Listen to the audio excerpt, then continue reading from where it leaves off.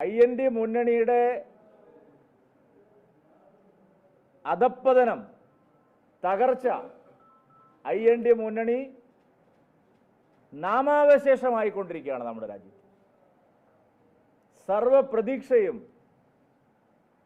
IND മുന്നണിക്ക് നഷ്ടമായിരിക്കുകയാണ്.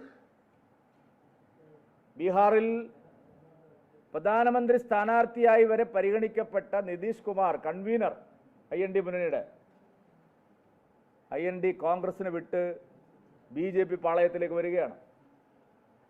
വലിയ മതേതരവാദിയായി ചിത്രീകരിച്ച് IND മുന്നണിയുടെ അഭിമാന താരമായി അവതരിപ്പിച്ച ബംഗാൾ മുഖ്യമന്ത്രി മമതാ ബാനർജി കോൺഗ്രസുമായിട്ട് യാതൊരു സഖ്യത്തിനും ഞങ്ങൾ തയ്യാറില്ല എന്ന് പരസ്യ നിലപാടെടുത്തു.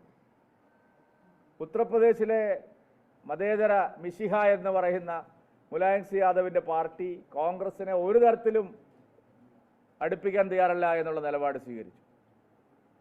ആം ആദ്മി പാർട്ടി ദില്ലിയിലും പഞ്ചാബിലും കോൺഗ്രസുമായി സഖ്യത്തിലെത്തുന്നു എന്ന് അവകാശവാദം ഉന്നയിച്ചത് അവരും കോൺഗ്രസിനെ കൈയൊഴിഞ്ഞു. ആന്ധ്രയിൽ കോൺഗ്രസിന് ഒരു തരത്തിലും സഖ്യമുണ്ടാക്കാൻ സാധിക്കാത്ത സ്ഥിതിയാണ്.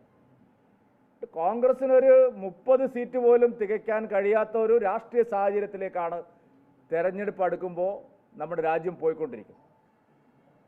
അതുകൊണ്ട് കോൺഗ്രസിന് കേരളത്തിലെ ജനങ്ങൾ നേരത്തെ തെരഞ്ഞെടുപ്പിൽ നൽകിയിരുന്ന പിന്തുണ ഇനി എന്തിനാണ് കോൺഗ്രസിനെ പിന്തുണയ്ക്കുന്നത് എന്നുള്ള ജനങ്ങളുടെ ചോദ്യം വളരെ പ്രസക്തമായിട്ട് വരികയാണ്.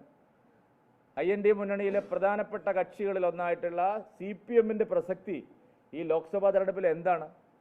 ഏത് സംസ്ഥാനത്താണ് CPMന് ഒരു രാഷ്ട്രീയ നീക്കം നടത്താനെങ്കിലും ഈ തെരഞ്ഞെടുപ്പിൽ സാധിക്കുന്നത്? അതുകൊണ്ട് ലോക്സഭാ തെരഞ്ഞെടുപ്പിൽ ഭാരതീയ ജനതാ പാർട്ടിയെ, ദേശീയ ജനാധിപത്യ സഖ്യത്തെ കേന്ദ്രീകരിച്ചുകൊണ്ടുള്ള, ഉറപ്പായും നരേന്ദ്രമോദി മൂന്നാമത്തെ തവണയും അധികാരത്തിൽ വരാൻ പോകുന്ന തെരഞ്ഞെടുപ്പിൽ തീർച്ചയായിട്ടും കേരളം അതിനനുസരിച്ചുള്ള ഒരു നിലപാട് സ്വീകരിക്കുന്നു. ഇരു മുന്നണികളുടെയും പ്രസക്തി നഷ്ടമാവുന്നു.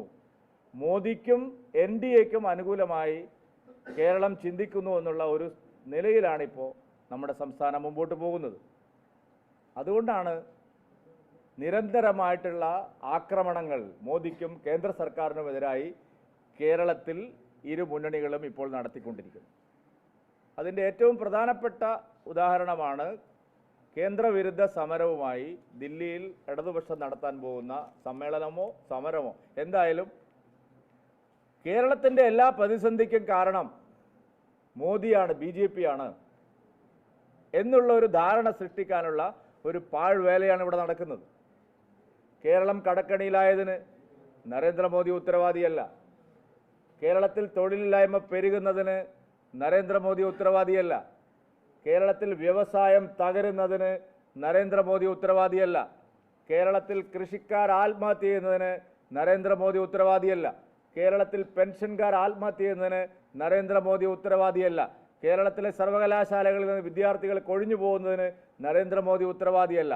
കേരളത്തിൻ്റെ വികസന മുരടിപ്പിനും കടക്കെണിക്കും സാമ്പത്തിക പ്രതിസന്ധിക്കും ഒരു തരത്തിലും ഉത്തരവാദിയല്ലാത്ത കേന്ദ്ര സർക്കാരിനെ നരേന്ദ്രമോദി സർക്കാരിനെതിരായിട്ടൊരു പ്രചാരണം നടത്തിക്കളയാം എന്നാണ് ഇപ്പോൾ അവർ വിചാരിക്കുന്നത്. അത് കേരള ജനത അംഗീകരിക്കാൻ പോകുന്നില്ല.